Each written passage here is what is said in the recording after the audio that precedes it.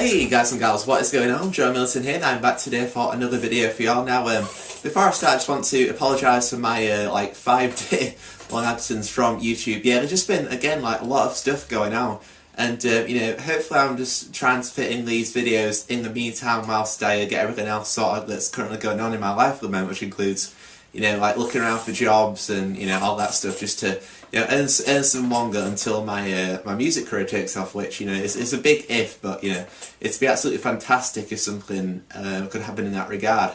You know, as I said, like, I practice every day, so, you know, hopefully something will happen. But, you know, in the meantime, I like to, you know, get these videos out for you guys and girls because, you know, I think it's good for, you know, me to, you know, express my opinions to y'all on stuff that I really dig. And, yeah, there's actually a brand new series today, guys and girls, which I thought about it last night, actually, whilst I was doing some stuff. And I came to realise how sometimes, like, on albums, there are, like, standout songs that sort of, like, are more, so I would say, like, are more, like, higher in the grand, like, scheme of things in terms of, like, the rest of the album. You know, like, on some releases, like, you hear, like, a one song, and you really dig it, but then you hear the rest of the album and you're just not really a fan of it. And yeah, that'll be the main point of this series, as well as sort of like, because in my proper album reviews, I'm able to talk about each song individually and express my opinions on that. But you know, I'm not able to give like a full like briefing of like, you know, what each song is about, how it flows, and you know, just my general opinion on the song. And yeah, that's something that you know I'll be able to do in these track reviews for y'all. Now, today everyone will be starting the first of these with the song "Cult of Personality" by Living Colour. This song was released in 1988 as the band's first single from their debut studio album, which was called Vivid. And Vivid is, I don't actually own the album Vivid, but I've heard like the vast majority of it, and you know, it doesn't really, you know, I wouldn't say the songs are as good, you know, in my opinion, as the song Cult of Personality. I felt this song really did stand out amongst the rest, and I thought it to be sort of appropriate as the first of these track reviews, seeing as, you know, I think even if you're like a medium-sized fan of music, you'll have heard this song in some form. And yeah, it's because more of the album Vivid, guys and girls, is basically more dance-infused. I'd say that Living Colour, like were, well, I'm not too sure because I haven't heard like their later material as much. But, you know, I get sort of like more like a friendly like Nine Inch Nails. Whereas like Nine Inch Nails, like, you know, really sort of like, you know, like your dark industrial, you know, like industrial rock or whatever you want to call it. You know, I'd say that Living Colour's Vivid album is basically sort of like a more, you know, friendly Pretty Hate Machine, which is Nine Inch Nails' debut studio album, which was released in 1989, year after Vivid by Living Colour was released in 1988. And yeah, it's, you know, there's definitely, you can tell the parallels between Living Colour's Vivid and Nine Inch Nails' Pretty Hate Machine. Because they're both, you know, sort of like, whereas Nine Inch Nails, you know, you sort of like combine, sort of like, you know, sort of like dancey, what's the word? Sort of like processed beats, I don't know, Kasabian song, you know.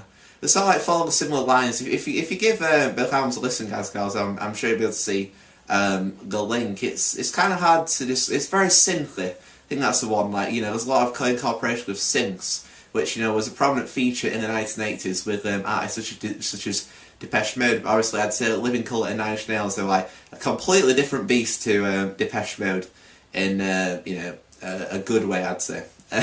And yeah, I first heard this song on the on Radio X again, which is another song from which was the main radio station that I listened to on Grand Theft Auto San Andreas. Yeah, it seems like the game Grand Theft Auto San Andreas has really like shaped my musical tastes, and you know, I have like games to thank for, you know, for developing that, because, you know, some of the songs from there, you know, are really good. And you know, I can't thank Rockstar Games enough for including such an amazing radio station on that game. And yeah, Living Colour, like, are basically an American rock band from New York City, which formed in 1993 and consists of a dude called Corey Glover on vocals, Vernon Reid on guitar, Buzz Skillings on bass, and Will Calhoun on drums. And yeah, the song basically begins with a quote from the Message to the Grassroots speech, which was a speech conducted by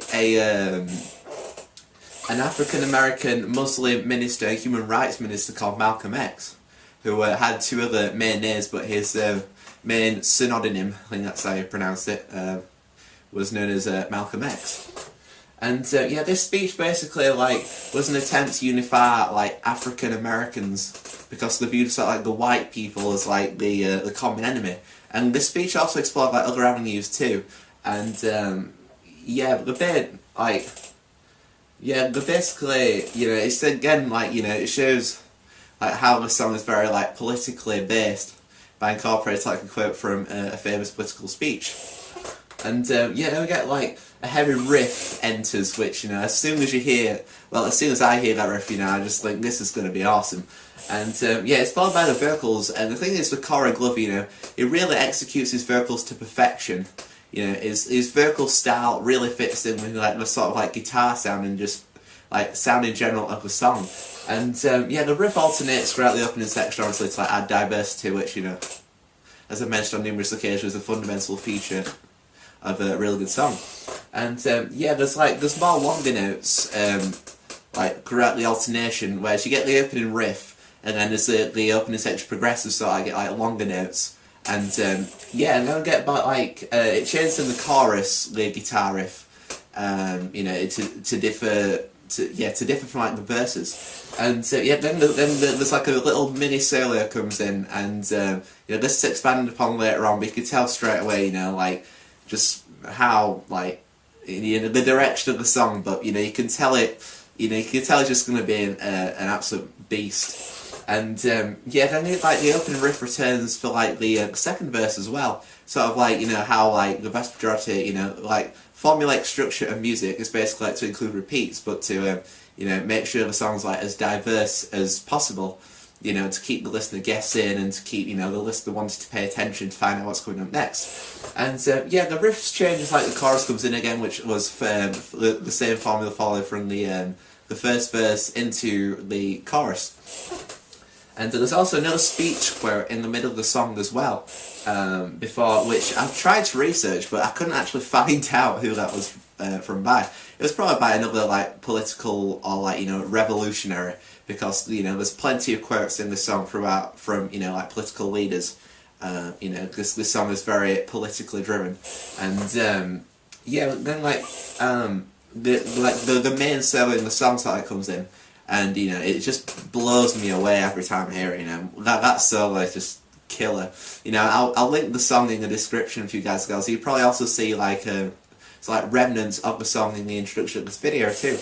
And yeah, the riffs change again, but there's still remnants of the solo still remain. It's multi-track guitars, which is a fundamental feature of most songs, which is why I find it quite difficult to learn certain songs on guitar, because a lot of the songs that I listen to, so I consider multi-track guitars, which means if it's one guitar player in the band, it'll play a guitar part, record it, and then it'll play another guitar part and record it too, and place the two on top of each other to get layered tracks. It's really cool. It really adds depth to songs. It's just really hard on guitar as well. I have to sort of break sections down and include one little bit from one guitar and one from another guitar, but that's another story. And yeah, there's so the style of the song changed when the verse comes in, and this is actually a bit that was edited out of Grand Theft Auto San Andreas, so I'm really glad that I decided to check out the full song once I'd heard it on Grand Theft Auto San Andreas. And yeah, it's so the style of the song changes. Got a different sound vocal melodies as well, which really helps to add diversity to the track. And yeah, there's also towards the end there's an episode of JFK's inaugural speech from 1961, again showing the political tendencies of this song. And it's basically a quote which says, "Ask not what your country can do for you, but what you can do for your country." There's also a unique parallel. Living Colour were really clever in this regard.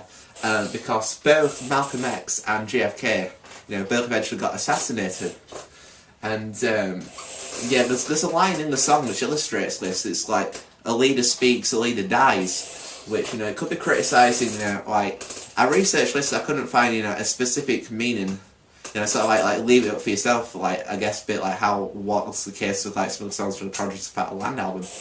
And, yeah, it could be, like, criticising opinions, and how, like, freedom of speech is a lie, because, you know, in the political aspect, you know, it's not so prevalent these days, but, you know, well, mainstream-wise, it's not as prevalent, but, you know, sort of like, if, like, you know, a politician says something, and it's not really like a you know, right opinion of a certain person that, like, they're addressing, or, you know, they, like, hear the speech, so, like, disagree. Like, sometimes, you know, that person can, like, oppresses what it's saying, because sometimes, like, take matters into his own hands, you know, and you know, it can eventually lead to stuff like assassinations, you know, which is wrong, because, you know, all politicians, you know, as well as, you know, the general public, should all have, like, a freedom of speech, you know, to express their views. You know, they can be criticised by others, but, you know, people need to accept others as opinions, but not, you know, oppose them to the extreme of killing the person that said them, because that's just insanity and lunacy, in my opinion, and probably to the opinion of a lot of other people too. And there's also like a different sounding riff at the end of Gaz Gals, which basically, so, you know, it sort of like sums up the very, like, diverse nature of the song as a whole. And it also ends with a quote from Franklin D. Roosevelt, which says, "The other thing we have to fear is fear itself," which is obviously a very famous, you know, quote that, you know, a lot of people have heard of. And it's also which, you know, it's taken from his inaugural address, which occurred in 1933. Yeah, it's basically which outlined the need for Americans, like, to overcome, like, economic problems as the country of the US, like, exited the Great Depression, or what I'm guessing is the Great Depression, because that, like, started from most countries in 1930 and lasted, you know, till the middle of the 1930s, or the end of or the middle of the 1940s. Yeah, it started in the 1930s for most people, went up to the the late 1930s and the middle of the 1940s. And yeah, the lyrics also mention the leaders Benito Mussolini, JFK, Joseph Stalin, and Gandhi, which also, you know, illustrates, you know, the you know, how Living Colour incorporates, you know, a lot of political, you know, like, figures, and you know, sort of like the sort of like style and thing we're going for with this song. And you know, overall, Living Colour's Cult of Personality is an absolutely solid song. I absolutely love this song. You know, the guitar work sounds incredible. You know, it's just like that sound. It's kind of hard to describe it. It's sort of like Rage Against the Machine, like, self-titled debut style, but it's different, and I think it's just like a really, really cool sound. And yeah, the song flows really well too, and you don't feel like at any part as though, like, you know, like a particular guitar part, like, doesn't belong, you know, where it's at. And yeah, like, the vocals from Corey Glover as well, you know, are really phenomenal. As I've said, like, you know, they really fit in with, like, the general sound of the song. And you know, I sort of, like, praise Corey Glover for, like, the echo effect that it can place on his vocals at times as well, because, you know, I absolutely love, like, echo effects on, like, vocals. You know, power muted distorted guitars and echo effects on vocals, awesome sounding solos. You know, those three things resonate with me as great stuff. And yeah, this is a song, like, this Living Colour's biggest hit, Cult of Personality. You know, if you say Living Colour to anybody, you know, straight away they'll say, you know, personality. You know, when I used to watch WWE, like, you know, they used to show little promo videos for Stone Cold Steve Austin, I believe, you know, playing the song. I think that CM Punk also used this as his theme song recently too. But yeah, guys and gals, that's been my first track review that I've covered so far of the song Cult of Personality by Living Colour. Hope you all enjoyed it, and stay tuned for tomorrow. Hopefully I'll be able to get my guitar lesson tutorial out for you guys and gals, which I'm really looking forward to doing. You know, it's just be great to, like, you know, show everyone, you know, the tips and tricks, you know, when it comes to playing the guitar. And yeah, hopefully that'll all go well. So in the meantime, hope you've all enjoyed this little track review I have going on. And until then, stay safe, stay strong, and I shall see you all in the future forever.